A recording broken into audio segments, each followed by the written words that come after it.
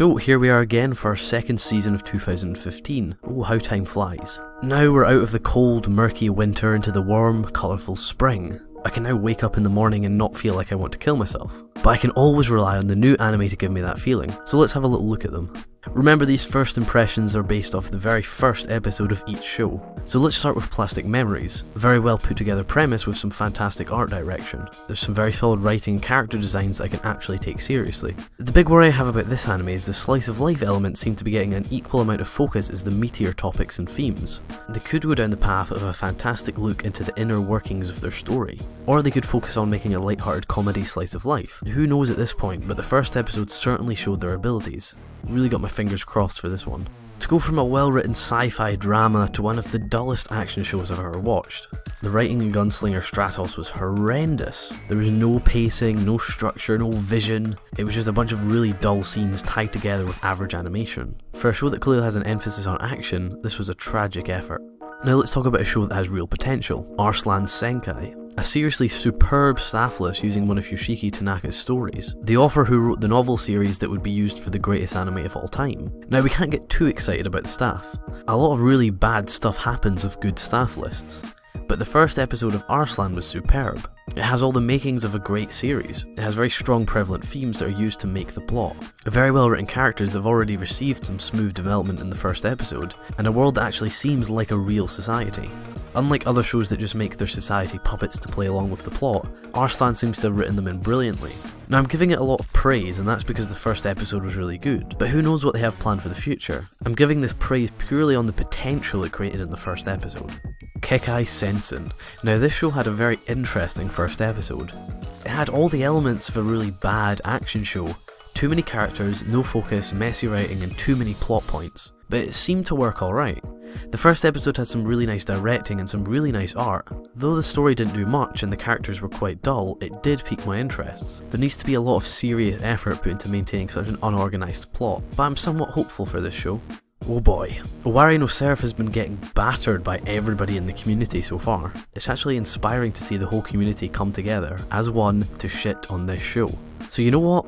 I'm not going to shit on it, because it hasn't revealed its true self yet.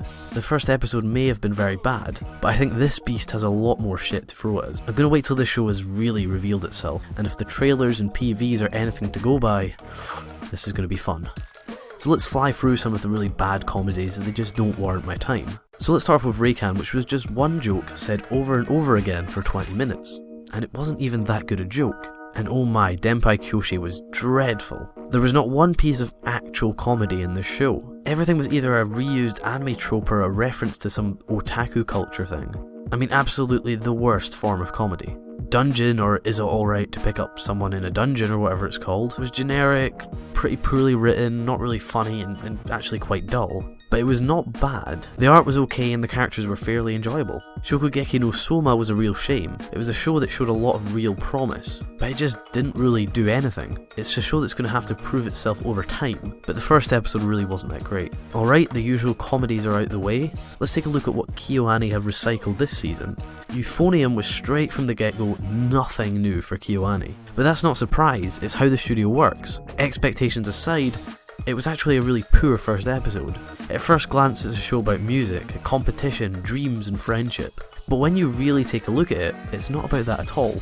The whole music thing is just an excuse to make another high school drama that doesn't do anything. The episode focused on nothing in particular. There were long segments about the main character thinking about her looks and talking about her image in high school.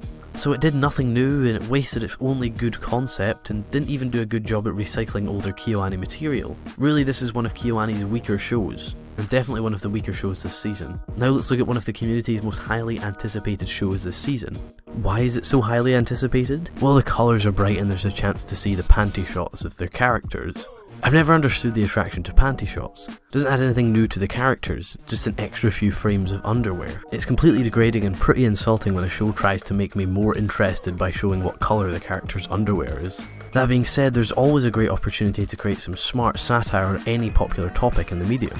Is Punchline that smart comedy? Nope. The first episode was one of the worst episodes of anime I've seen in a long time. There were no smart jokes, no satirical moments, and certainly no good uses of the panty shots. Instead, we're repetitively shown panty shots of characters who we don't know and now don't care about. If there was ever a right way to use these shots, this is the exact opposite of that right way. I hold my complete judgment for a while, but I can't really see this being anything other than a show pandering to the clearly oblivious and ignorant fanbases already gathered.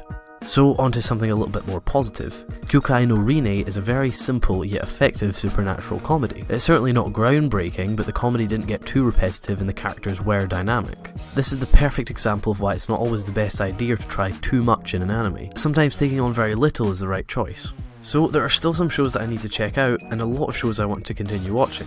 I don't think there will be many shows that stand out this season, but some do have a level of potential.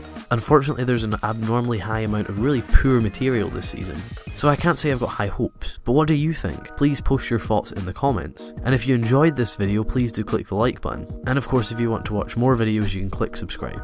So thank you very much for watching, and I'll see you next time.